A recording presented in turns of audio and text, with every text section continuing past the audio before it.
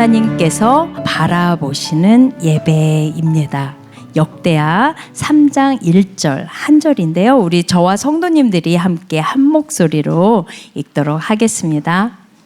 솔로몬이 예루살렘 모리아 산에 여호와의 전 건축하기를 시작하니 그곳은 전에 여호와께서 그의 아버지 다윗에게 나타나신 곳이요 여부스 사람 오르난의 타작 마당에 다윗이 정한 곳이라. 아멘. 사석에서 뵐 때는 늘 즐겁고 유쾌한데 말씀은 그렇게 전하진 편이 아니어가지고 오늘도 즐겁고 유쾌하게 또 전하면 좋을 것 같습니다. 우리 에스하우스를 통해서 또 이곳에서 예배드리는 모든 우리 지체들마다 하나님께서 사랑하시고 또 복 주시는 그런 귀한 날 되기를 소망합니다. 제가 기도하겠습니다. 하나님 아버지, 오늘 8월 한 달 예배라는 주제를 통해서 우리에게 은혜를 주심에 감사드립니다. 오늘 하나님께서 바라보시는 예배라는 제목으로 말씀 전할 텐데, 하나님께서 보시는 예배가 무엇인지 우리에게 알려주시고 나타내 주시옵소서. 우리가 주님을 더욱 사랑하고 주께 다가가는 예배 되게 하여 주시옵소서. 예수님의 이름으로 기도드립니다. 아멘. 우리는 매 주일 그리고 새벽 예배 때 또 일주일의 중간인 이렇게 수요일 가운데 하나님께 나와서 우리는 예배를 드립니다. 이처럼 우리는 자주 예배를 드리려고 하죠. 그런데 하나님께서 받으시기에 합당한 예배는 무엇일까요? 그리고 하나님께서는 예배에서 무엇을 주목하고 계실까요? 우리에게는 예배가 무척 자연스럽지만 사실 무한히 크신 하나님께서 이토록 작고 유한한 인간과 어떤 의미 있는 만남과 교제를 한다는 것은 사실 굉장히 놀라운 이야기입니다.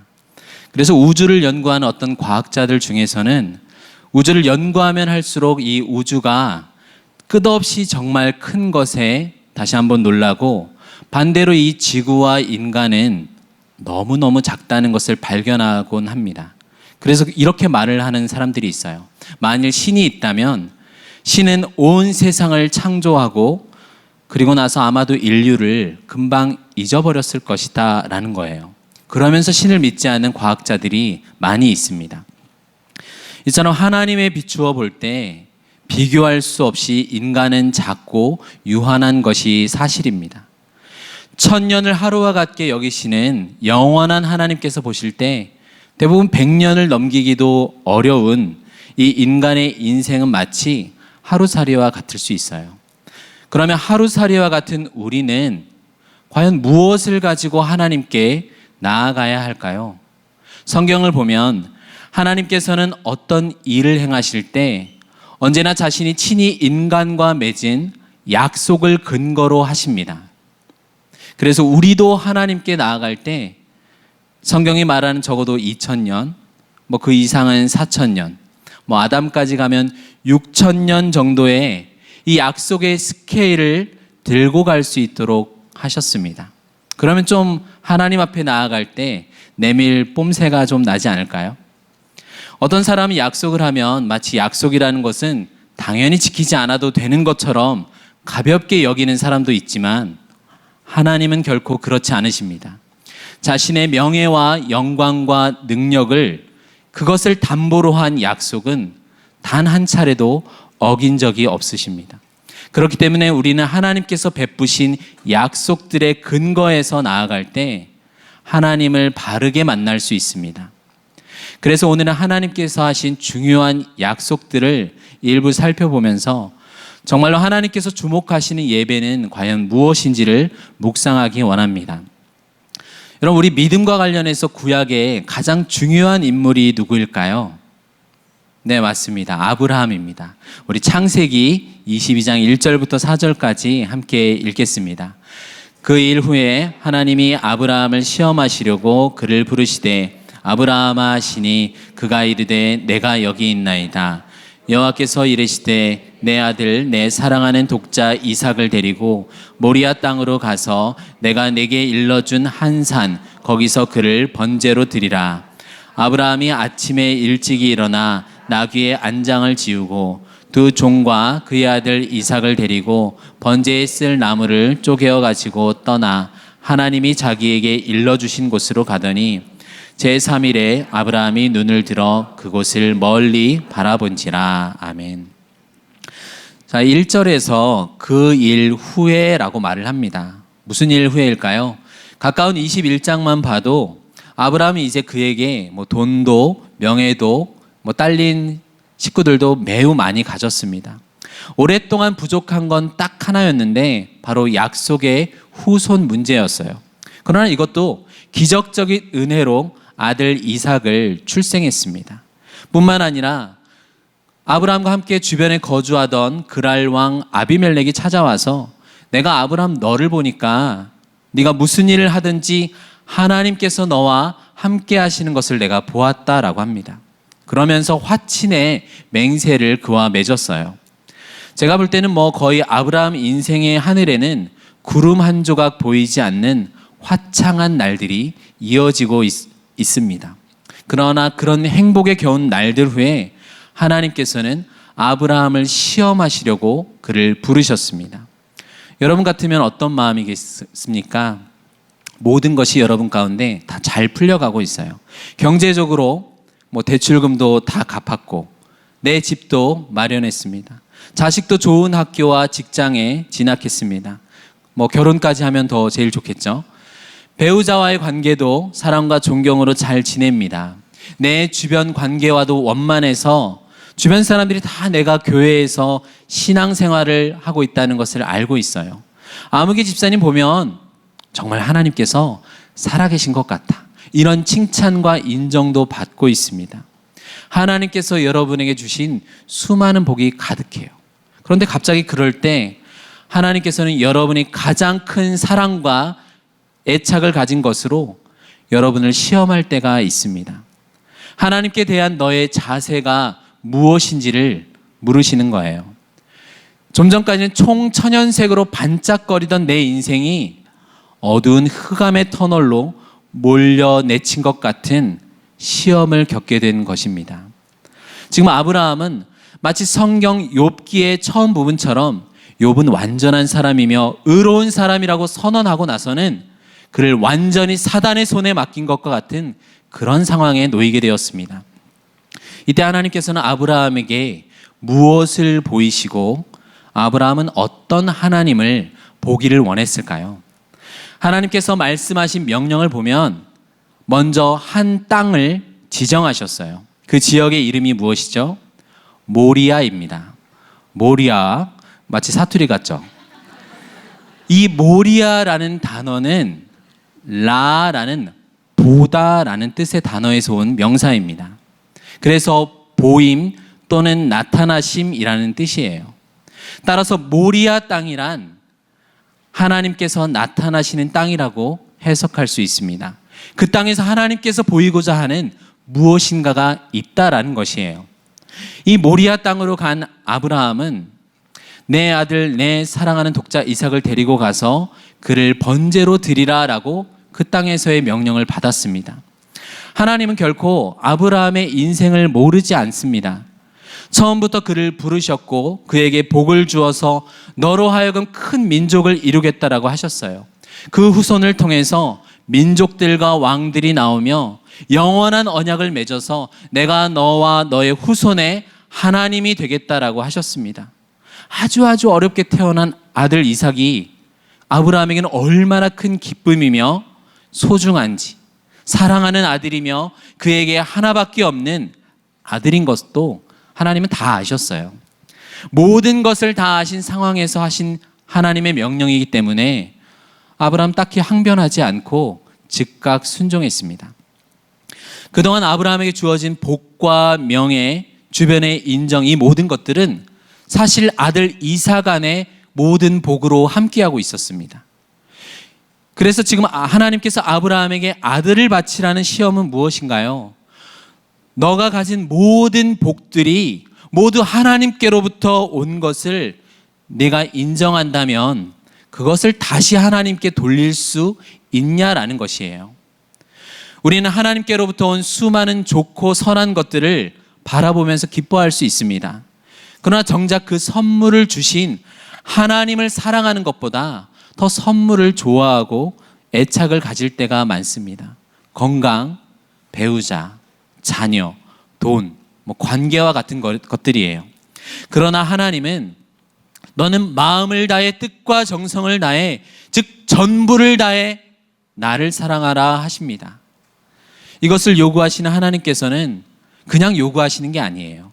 먼저 우리에게 필요한 모든 것 전부를 주신 분입니다. 그렇게 우리에게 사랑을 요구하시는 것이 합당합니다. 아브라함에게 하나님께서는 너의 전부를 걸어 나를 사랑하느냐라고 물으시는 것이에요. 여러분 어떠신가요? 여러분 여러분의 전부를 걸어서 여러분의 목숨과 힘과 마음을 다해서 하나님을 사랑하십니까? 우리는 이 사건의 결과를 이미 알고 있죠. 그렇기 때문에 당연히 하나님께서는 정말 이삭을 번제로 받기 원하신 것이 아니었음을 압니다. 그러나 아브라함에게는 아직 모르는 먼 미래예요. 아브라함은 아침 일찍 일어나서 두 종과 그의 아들 이삭을 데리고 떠났습니다. 그리고 하나님께서 자기에게 말씀하신 모리아에 도착했어요. 사흘 길을 가는 내내 그는 하나님의 뜻이 무엇일까 생각했을 것이에요. 하나님께서는 번제 가운데 자신을 어떻게 나타내실까? 4절에서 아브라함이 눈을 들어 그곳을 멀리 바라보았다라고 합니다. 여기서 바라보았다라는 것도 아까 이야기한 라라는 동사입니다. 이때 아들 이삭이 묻습니다. 우리 창세기 22장 7절 8절을 함께 읽겠습니다. 이삭이 그 아버지 아브라함에게 말하여 이르되 내 아버지여 하니 그가 이르되 내 아들아 내가 여기 있노라. 이삭이 이르되 불과 나무는 있거니와 번제할 어린 양은 어디 있나이까? 아브라함이 이르되 내 아들아 번제할 어린 양은 하나님이 자기를 위하여 친히 준비하시리라 하고 두 사람이 함께 나아가서 사흘 내내 하나님께 드려질 번제를 생각한 것은 아브라함뿐만이 아니었어요. 이삭도 마찬가지였습니다. 이삭이 봐도 이상한 거죠. 아버지, 불과 나무는 있는데 번제할 어린 양은 어디 있습니까? 지금 자신들이 가지고 있는 것 중에서 번제의 핵심이라고 할 수 있는 어린 양이 없었거든요. 그러자 아브라함이 이삭에게 깜짝 놀라면서 너 어떻게 알았니? 번제할 어린 양은 바로 너야! 라고 겁주지 않았습니다. 대신 무엇이라고 답변했죠? 내 아들아, 번제할 어린 양은 하나님이 자기를 위하여 친히 준비하시리라 라고 하였습니다. 아브라함이 이삭의 말에 당황해서 얼떨결에 그건 나도 잘 모르겠는데 하나님께서 해주실 거야. 이렇게 한 말로 우리가 생각해서는 안 됩니다. 여기서 하나님이 자기를 위하여 친히 준비하시리라 라는 말에서 준비하시리라는 본래 보시리라 라는 단어입니다. 여기서도 모리아라는 단어, 아브라함이 멀리서 바라보았다는 단어와 동일하게 보다라는 단어가 사용되었습니다. 우리말로는 준비하다라고 번역되었지만 문법적으로 잘 번역하면 그가 보시리라입니다. 즉 번제할 어린 양은 하나님께서 자기를 위하여 친히 보시리라입니다. 아브라함 이삭에게 하나님께서 무언가를 보고 계시다라는 생각을 전달했어요.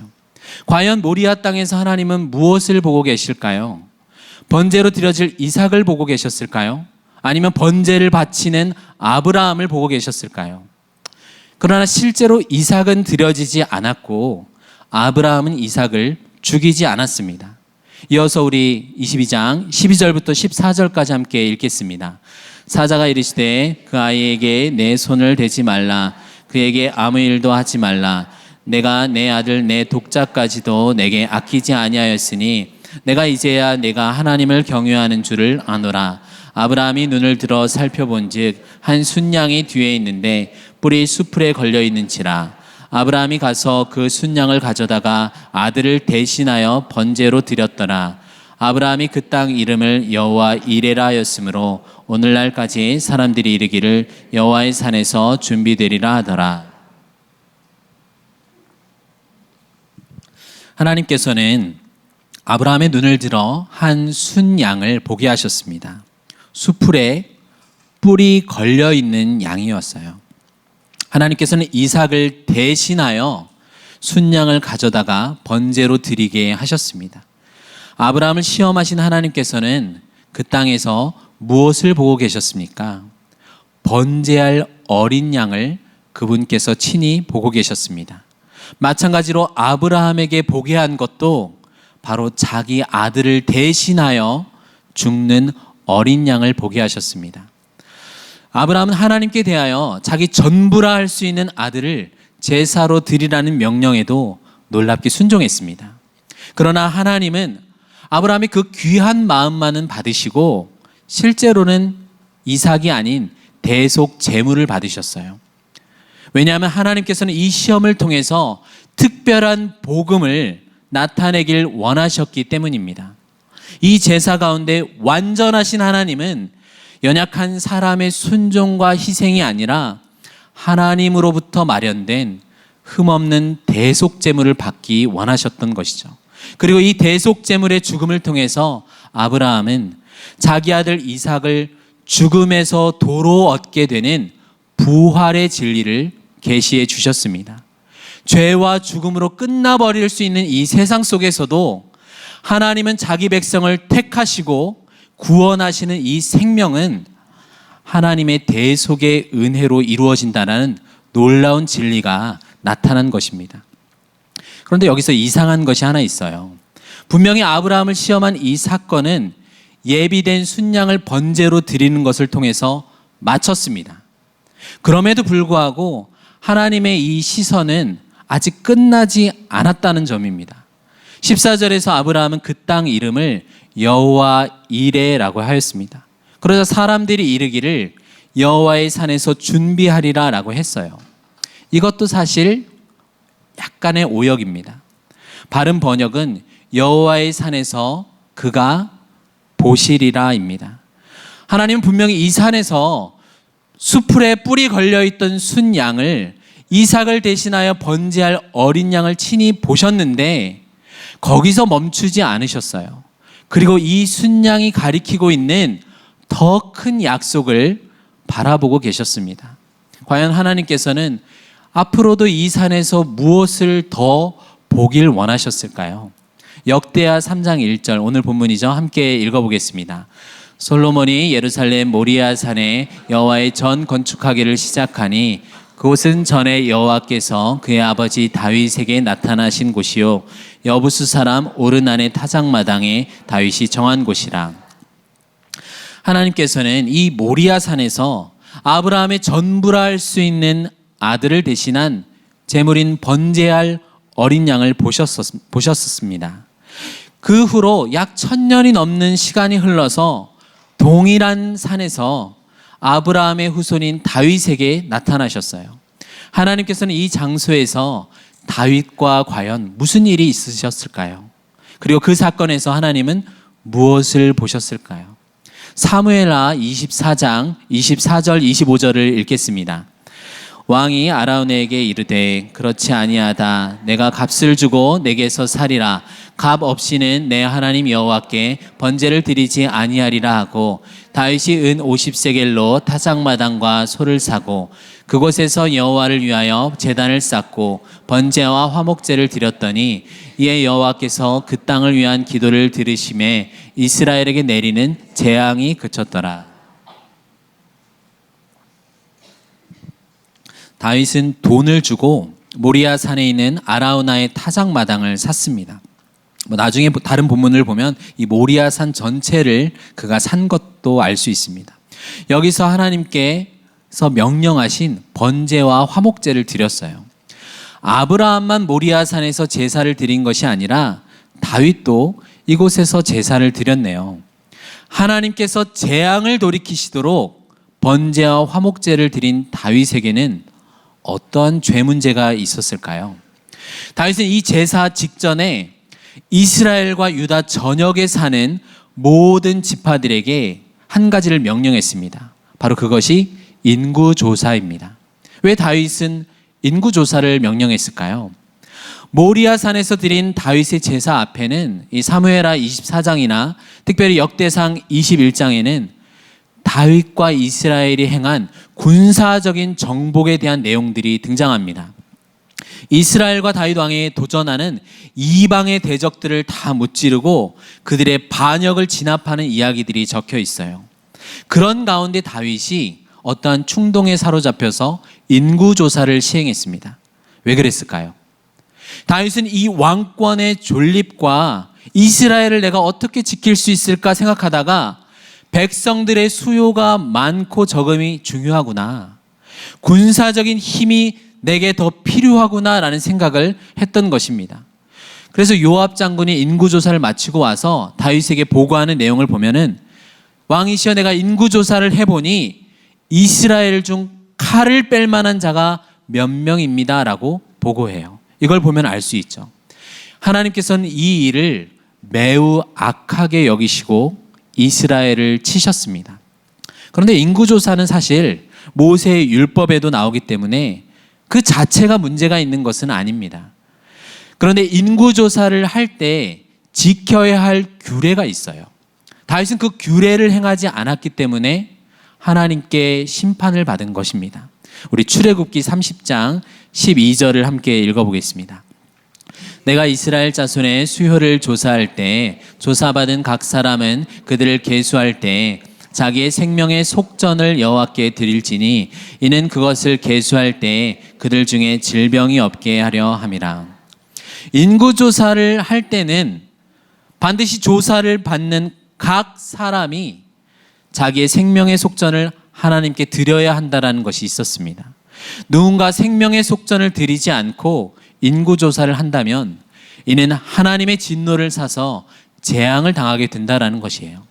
왜 생명의 속전을 하나님께 드려야 될까요? 모든 이스라엘 백성의 생명은 하나님의 것이기 때문입니다. 그들을 창조하셨고 그들을 이집트에서 건져내신 구원하신 하나님이기 때문에 창조와 구원의 하나님은 우리 모든 것의 소유주가 되시는 것이죠. 그렇기 때문에 다윗이 아무리 지금 이스라엘의 왕이라 할지라도 인구조사를 행하고 속전을 드리는 규례를 행하지 않는다면 그것은 이스라엘에 대한 하나님의 소유권을 침해하는 아주 심각한 죄였어요. 말년의 다윗은 부와 명예가 매우 넘쳐났습니다. 세상에 따라올 자가 아무도 없었어요. 열방 위에 그는 높아졌고 많은 사람들로부터 존경을 받고 있었습니다. 여러 전쟁에도 하나님께서 승리하게 하셨습니다. 그러자 하나님께서 주시는 평안 속에서 그는 거하고 있었어요. 한때 다윗의 별명은 무엇이죠? 하나님 마음에 합한 자라는 것입니다. 그랬던 그가 어느새 이스라엘 백성들에 대한 하나님의 소유권을 무시할 정도로 세속적인 세상적인 모습을 보이고 있습니다. 계속될 대적들과의 전쟁으로부터 나의 왕과 왕권을 어떻게 지킬까 생각한 나머지 하나님께 마땅히 드려야 할 생명의 속전을 드리지 않았어요.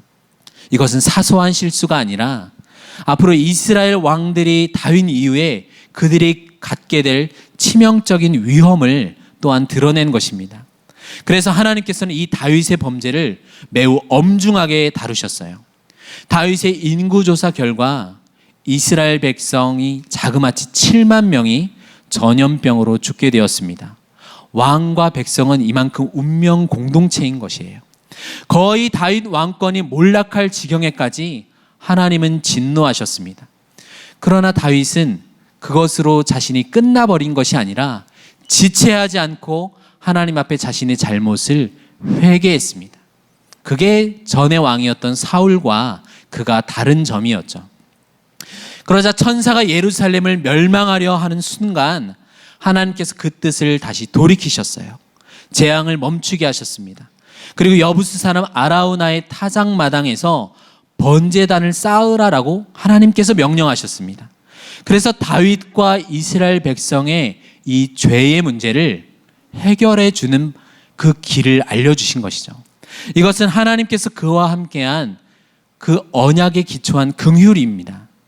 사무엘하 7장의 다윗과 맺은 언약을 보면은 다윗과 너의 후손을 통해서 내가 이 나라를 영원히 견고하게 하리라 라고 약속하셨습니다. 내가 그에게 아버지가 되고 그는 내게 아들이 되리니 그가 만일 죄를 범하면 사람의 매와 인생의 채찍으로 징계하겠지만 내가 은총을 거두지는 않을 것이라 라고 약속하셨어요.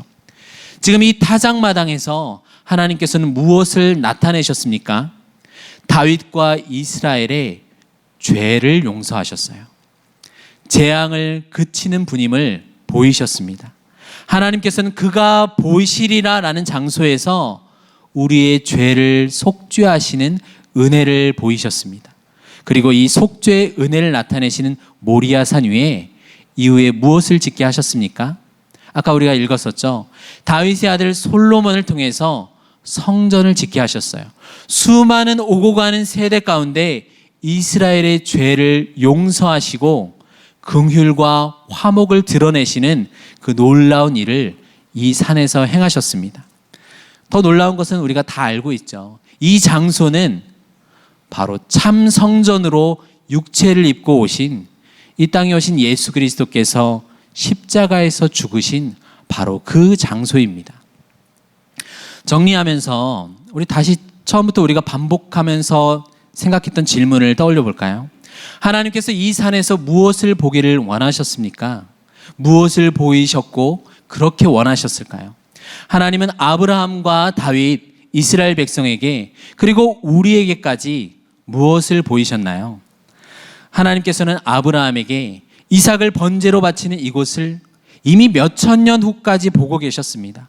모세 이후에 대속의 제물이 드려지는 것, 다윗 시대에 범죄한 다윗과 이스라엘 죄를 용서하시고 이스라엘 백성들을 다시 살리기 위해 나타내셨습니다.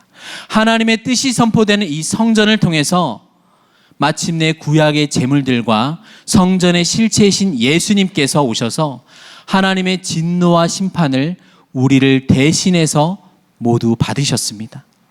십자가에서 죽으실 예수 그리스도를 하나님께서는 이 산에서 아주 오래전부터 보고 계셨던 것입니다. 그리고 이 예수 그리스도의 사역을 통해서 우리가 하나님과의 교제가 회복될 것도 바라보고 계셨던 것이에요. 예수님을 십자가에 내주시면서까지 세상의 모든 죄를 심판하시는 공의를 나타내시고 우리를 살리시기 위한 구원의 은혜를 동시에 나타내셨습니다.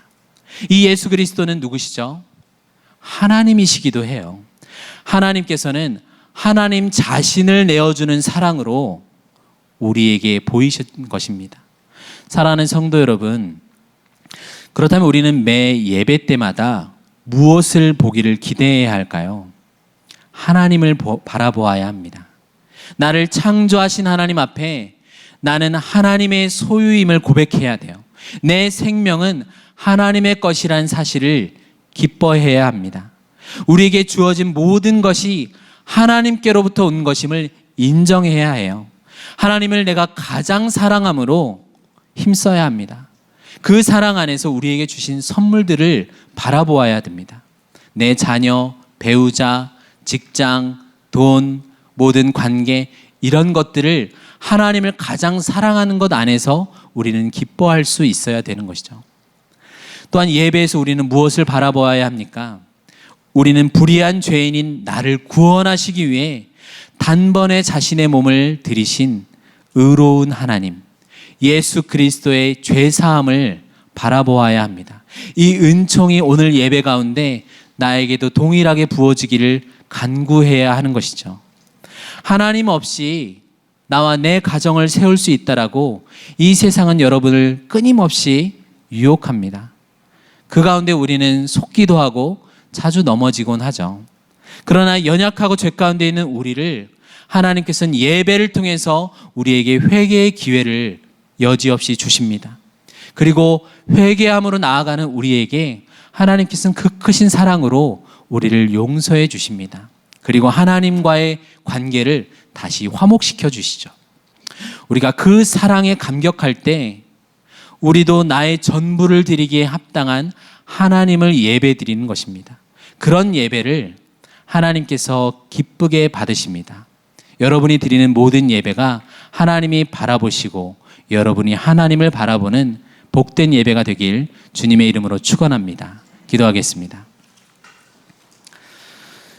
하나님 아버지, 크신 하나님께서 우리를 사랑하심으로 언약을 맺으시고 예수 그리스도의 십자가 대속의 은혜로 우리를 죄와 사망에서 건져주심에 감사를 드립니다.